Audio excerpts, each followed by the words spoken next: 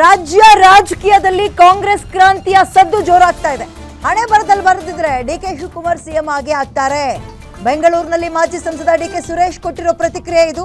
DK Shivakumar brother, ಅಣ್ಣ CM ಆಗಬೇಕು ಅನ್ನೋ ಆಸೆ ನನಗೂ ಇದೆ, ಅದೃಷ್ಟ ಇದ್ರೆ ಸಿಎಂ ಆಗ್ತಾರೆ ಅಂತ ಡಿಕೆ ಸುರೇಶ್ ಮಾತಾಡಿದ್ದಾರೆ. ಈಗ ನವೆಂಬರ್ 15ರ ಕ್ರಾಂತಿ ಬಗ್ಗೆ ನಮಗೆ ಮಾಹಿತಿ ಇಲ್ಲ. ಸಿದ್ದರಾಮಯ್ಯ ನೇತೃತ್ವದಲ್ಲಿ ನಾವೆಲ್ಲ ಸದ್ಯಕ್ಕೆ ಹೋಗ್ತಾ ಇದ್ದೀವಿ.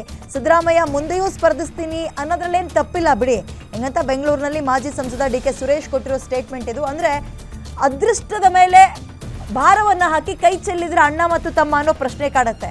ಹೋಗಿ ಬಂದು ಕಾಂಗ್ರೆಸ್ನಲ್ಲಿ ವಿಪರೀತವಾಗಿ ಸದ್ದು ಮಾಡ್ತಾ ಇರೋದು ಸಿಎಂ ಬದಲಾವಣೆಯ ಒಂದು ಚರ್ಚೆ. ಸಿಎಂ ಬದಲಾಗ್ತಾರಂತೆ, ಬಿಹಾರದ ಎಲೆಕ್ಷನ್ ನಂತರ ಬಹಳ ದೊಡ್ಡ ಕ್ರಾಂತಿ ಆಗುತ್ತಂತೆ ಅಂತ. ಈ ಅಂತೆಕಂತೆಗಳ ನಡುವೆ ಇತ್ತೀಚೆಗೆ ಕ್ರಾಂತಿನೂ ಇಲ್ಲ ಭ್ರಾಂತಿನೂ ಇಲ್ಲ ಅಂತ ಸಿದ್ದರಾಮಯ್ಯ ಹೇಳಿದ್ರು. ಅದಾದ ನಂತರ ಅವ್ರ ಮಗನ ಸ್ಟೇಟ್ಮೆಂಟ್ ಗಮನಿಸಿದ್ವಿ.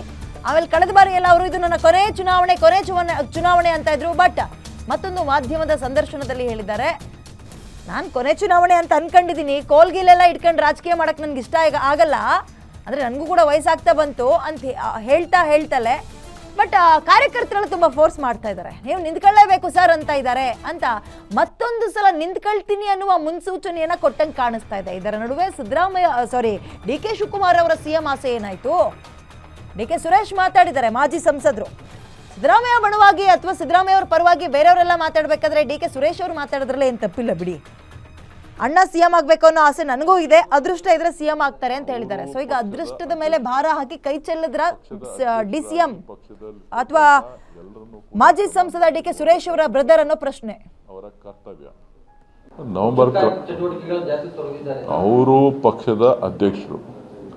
ಪಕ್ಷದ ಅಧ್ಯಕ್ಷರಾಗಿ ಪಕ್ಷದಲ್ಲಿರ್ತಕ್ಕಂಥ ಎಲ್ಲರನ್ನೂ ಕೂಡ ಸಮಾನವಾಗಿ ನೋಡಬೇಕಾದಂಥದ್ದು ಅವರ ಕರ್ತವ್ಯ. ಪಕ್ಷದ ಏಳಿಗೆಗೆ, ಪಕ್ಷದ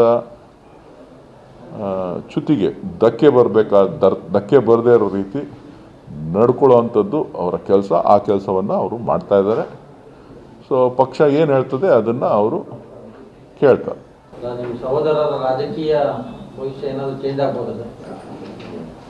ಅವ್ರ ಹಣೆಯಲ್ಲಿ ಬರೆದಿದ್ರೆ ಎಲ್ಲ ಬದಲಾಗುತ್ತೆ, ಇಲ್ಲ ಅಂತ ಅಂದ್ರೆ ಇಲ್ಲ. ಅದಕ್ಕೆ ಯಾಕೆ ತಲೆ ಕೆಡಿಸ್ಕೋಬೇಕು?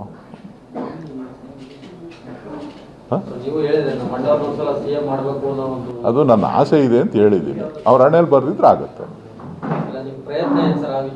ಪ್ರಯತ್ನ ಏನಿಲ್ಲ ರೀ, ಪ್ರಯತ್ನ ಏನಿಲ್ಲ. ಪಕ್ಷ ಏನು ಹೇಳ್ತದೆ, ಪಕ್ಷದ ಅಧ್ಯಕ್ಷರಾಗಿದ್ದಾರೆ ಶಿವಕುಮಾರ್ ಅವರು, ರಾಜ್ಯದಲ್ಲಿ ಅಧ್ಯಕ್ಷರಾಗಿದ್ದಾರೆ, ಅವರು ಉಪಮುಖ್ಯಮಂತ್ರಿಗಳಾಗಿದ್ದಾರೆ. ಪಕ್ಷಕ್ಕೆ ಚ್ಯುತಿ ಬರದ ರೀತಿ ನಡ್ಕೊಳ್ಬೇಕಾಗಿರ್ತಕ್ಕಂಥದ್ದು ಅವರ ಕರ್ತವ್ಯ.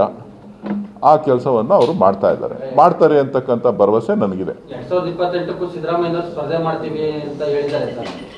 ರಾಜಕಾರಣದಲ್ಲಿ 98-95 ಆದವರು ಕೂಡ ಇನ್ನೂ ಇದ್ದಾರೆ.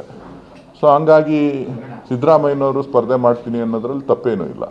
ಅವ್ರು ನಮ್ಮ ನಾಯಕರು, ಅವ್ರ ನಾಯಕತ್ವದಲ್ಲಿ ನಾವು ಮುಂದಿನ ಚುನಾವಣೆನ ಮಾಡ್ತೀವಿ. ಒಬ್ಬ ನಾಯಕನಿಗೆ ಇರಬೇಕಾದಂಥ ಎಲ್ಲ ಅವಕಾಶಗಳು ಅವ್ರಿಗಿದೆ.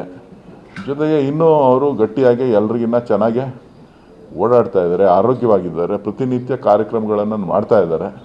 ಸೊ ಉತ್ತಮವಾದಂಥ ಆಡಳಿತ ನಡೀತಾ ಇದೆ. ಹಾಗಾಗಿ ಅವರ ನಾಯಕತ್ವದಲ್ಲಿ ನಾವು ಮುಂದೆ ಚುನಾವಣೆ ಎದುರಿಸೋದ್ರಲ್ಲಿ ತಪ್ಪೇನೂ ಇಲ್ಲ. ನವೆಂಬರ್